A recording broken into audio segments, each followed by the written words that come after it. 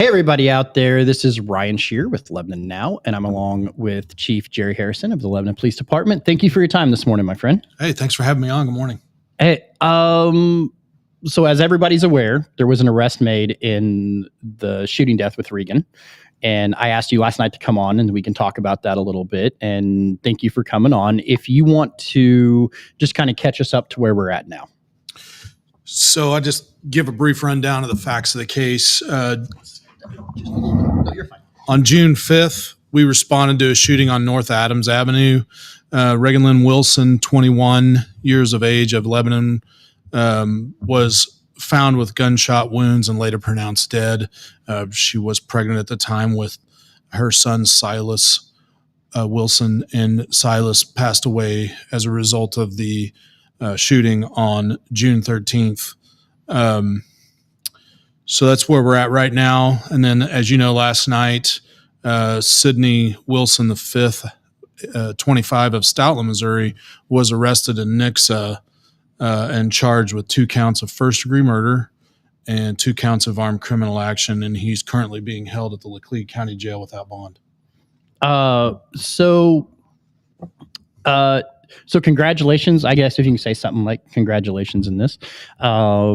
You had been on before and we discussed the case before. And I understand with it being an ongoing investigation, feel free to go, I can't answer this. Sure. The investigation, was he a suspect from the beginning? That's a difficult question to answer because investigations have to be thorough and they have to go in every possible direction. Mm-hmm.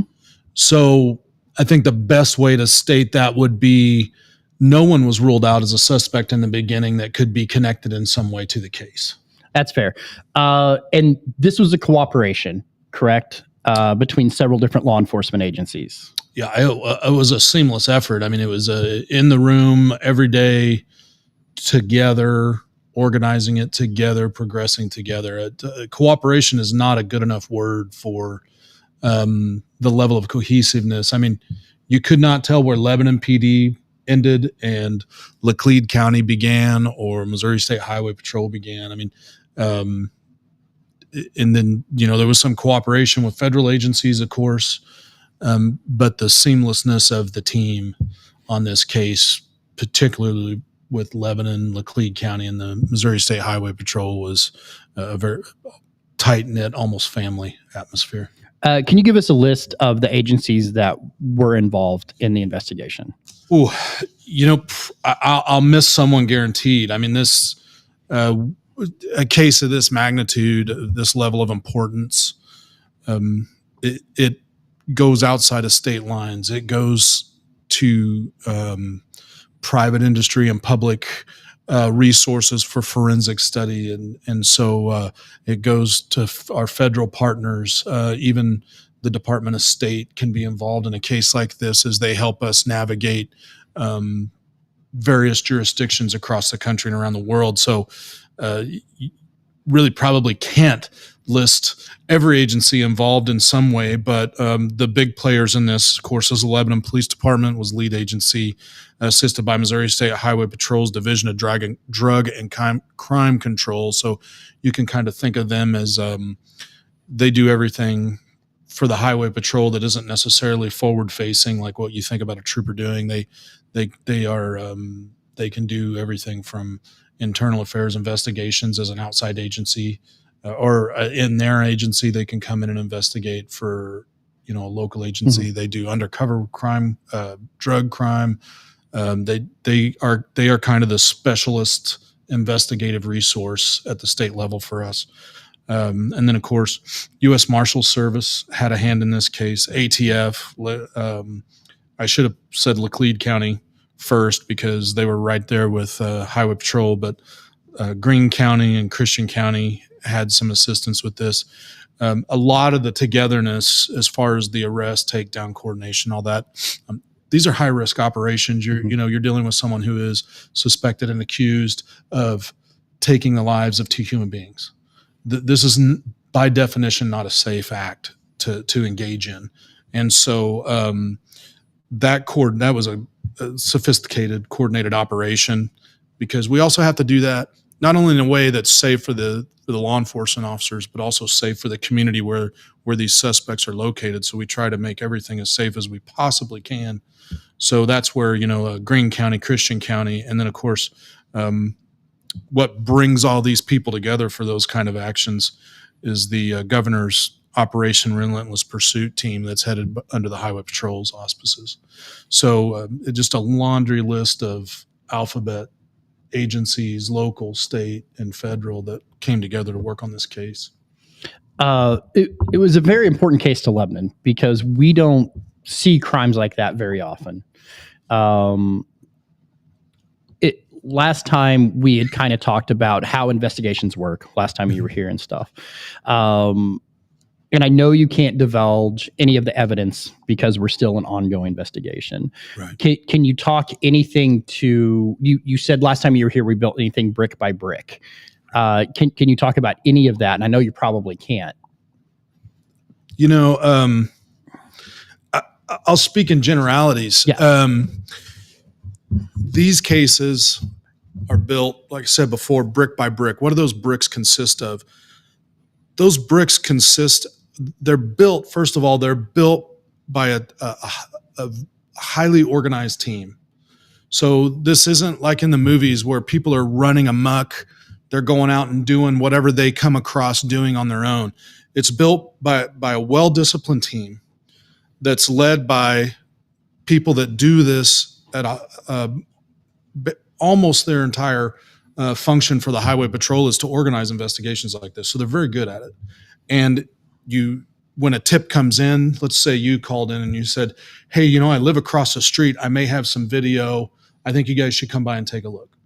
And so that tip, we wouldn't just run out and grab that tip once the case starts to stabilize and become methodical. We may early on, but as the case progresses, it gets very, very methodical.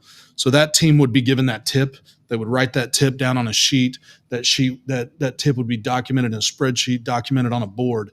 And as time progresses, hundreds of tips came in on this case, hundreds. And that board just populates with hundreds of tips that you have to run down. And every single one of those tips is handed off. So now let's pretend you're an investigator. You're going to get a stack of tips. You're going to go to this location, this area. These tips are all coordinated together in some way. And so you would take that and you would one by one, house to house, office to office, community to community, video camera to video camera. You're going to go grab those tips. You're going to pick up video. You're going to interview people. You're going to canvass the neighborhood. And so that's the bricks of this case. And then eventually another brick will come in. Maybe you get a piece of forensic, a piece of evidence with forensic value. Maybe we pick up some shell casings. Maybe we get a fingerprint. Okay, well, that's another tip. And that tip's going to be handed off, and someone's going to be responsible to see that processing of that piece of evidence through to the end of the case. Those are the bricks.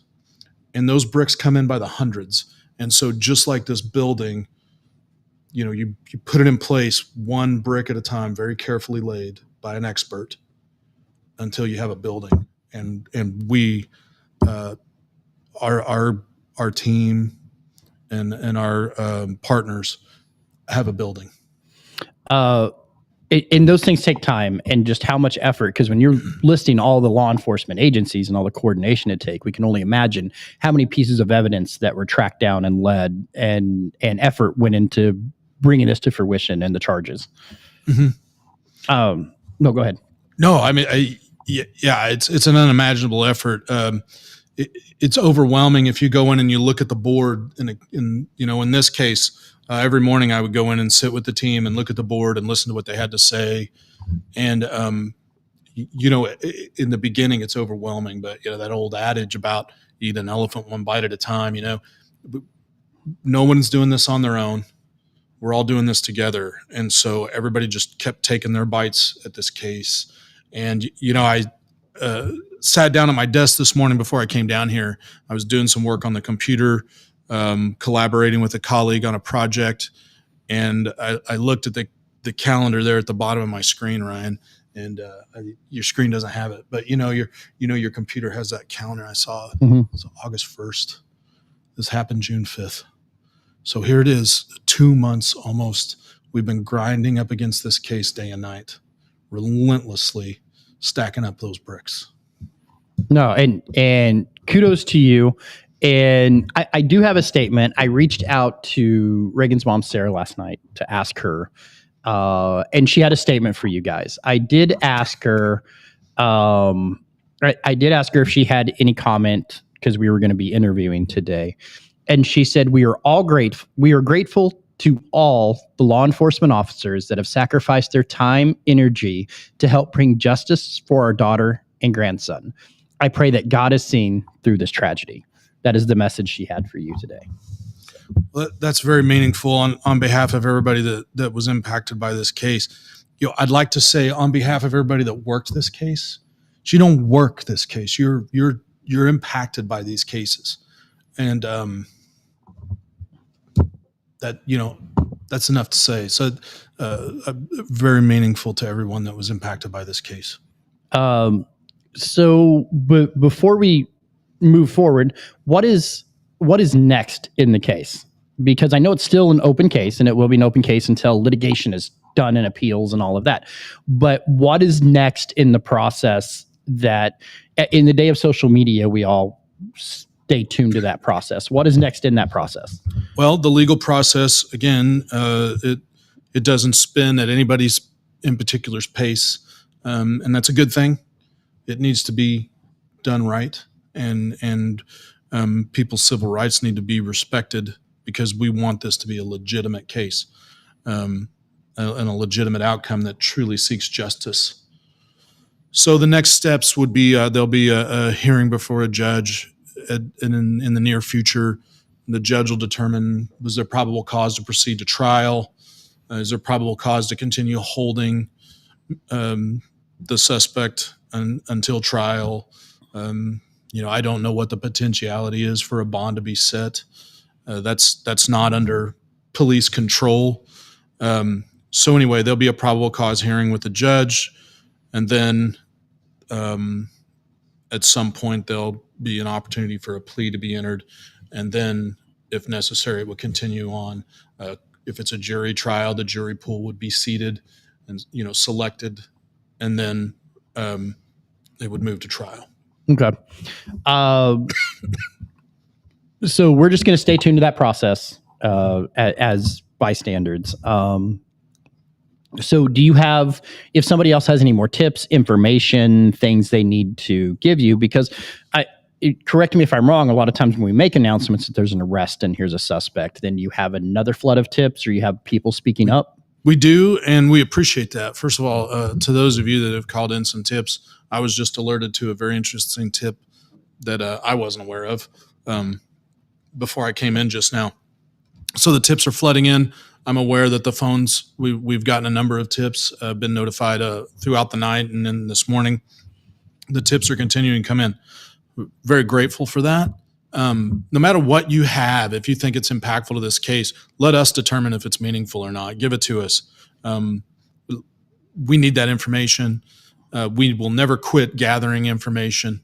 We will continue to build more and more bricks, as many bricks as we can get into this case. The better they, these cases just don't end just because there's an arrest. That on TV the case ends at the arrest. Mm-hmm. That's just, it's not reality. Or there's a scene cut to trial, and right. We get the impression it's 5 days or the next day or the next whatever. Right. I mean, we just continue to refine and develop the information we have and add information into it as time goes on until the trial begins. Okay. Do you have any, give us how to reach out with those tips. Yeah, thanks. Appreciate that prompt. It does remain active. Just remind everybody. So you call the Lebanon Police Department, 417-532-3131. You can also submit your tips anonymously. You can go to www.lebanonmissouri.org, and there's a link on our webpage, the police department's webpage, where you can submit those tips anonymously. It comes into an email, and we will protect your information there. All right. And let's not forget, because we can get caught up with the arrest last night or whatever, that we lost a a very vibrant young lady and her baby. And that's really the focus. And this is starting the justice part of that focus. So when you guys are out there commenting, talking, being on Facebook, remember that human beings are involved in this. This isn't just a news story. We have a small town here, and the upside of everybody knowing everybody is it's friendly, right? But the downside of everybody knowing everybody is when you get online and some of the things you say, your words carry power. His family, Sydney's family, they're suffering right now as well. His mother lost a grandson and lost a child in this as well. So when you're out there, be kind. He's responsible for his actions, but just be kind. With that, Jerry, do you have any closing statements? Do you have anything you want to say? I do. And this one's probably the one that's most important to me. And we cannot police this community on our own. There's 32 sworn officers that are made up of men and women in this community. And there's over 15,500 people that live in our community, and there's 40,000 cars coming through our community every day. And, I don't want anybody to live under the impression that those 32 people are the ones responsible for the public safety of this community, because it's not true. Mm-hmm. You are responsible. There's a couple of people behind the camera here that the community can't see. Oh, boy, you're responsible. Sir, you're responsible. She's extra responsible. Yeah. But each one of us is responsible for the public safety of our community. And we have to, hold on. Are we good? I don't have sound. Hold on. We had a tech difficulty. We got a tech difficulty here that they're trying to work through behind the scenes. We're double checking. We still have sound going. Okay, so go ahead, Jerry. I just don't have sound. So anyway, but the point that I want to make here is that the Lebanon Police Department is responsible to build trust with the community, so that the community will come to us and help us police this community. What does that mean for Reagan and Silas? I want to be clear that the citizens of Lebanon, our community, stood up and clearly stated to us they're not going to tolerate murderous behavior, violent behavior in our community, because our community stepped up and gave us the information we need to build all those bricks that I was talking with you about earlier. And, Reagan, I said it before, I'll say it again. Reagan and Silas were stolen from us. Our community will never know how they would have changed the world. And I'm so proud to live in Lebanon, where a community that doesn't tolerate this, and I just want to thank our community for that. And the other thing I want to talk about that's really key to this is, it's not just the Lebanon Police Department. We have so many law enforcement partners, and it's not like on TV where everybody's fighting about jurisdiction. That's all drama and nonsense. It's all it's just inflated nonsense. The real truth is that American law enforcement comes together and gets the job done because our communities stand behind us, and it's just so much more important than any other one thing. And when that happens, you have what we have. We have swift action and no safe haven and full accountability and a relentless pursuit of justice. I think the governor would like to know, and our community would like to know that Operation Relentless Pursuit, but not just them, but we'll steal his words and we'll say all of us had a relentless pursuit of justice in this case. Well, I appreciate your time. And like I said, stay tuned to Lebanon Now. We'll keep bringing you updates as it happens. We pride ourselves on having verified information. That's why I invited the chief on. So thank you once again. I never know how to end. So thank you once again for your time, my friend. Thank you for your efforts. Thank you for the Highway Patrol, all the everybody that was involved in it, like Lee County Sheriff's Department, all those agencies. We want to thank you for your hard, diligent work in bringing this case at least to the next steps. Well, you're welcome. And, it's an honor to serve this community I speak on behalf of everybody that we have the best job in the world. Absolutely. I thank you, my friend. That's it for now. Stay tuned for Lebanon Now. Download the app, Facebook, all the places we are. We'll keep you up to date with the latest. Carter?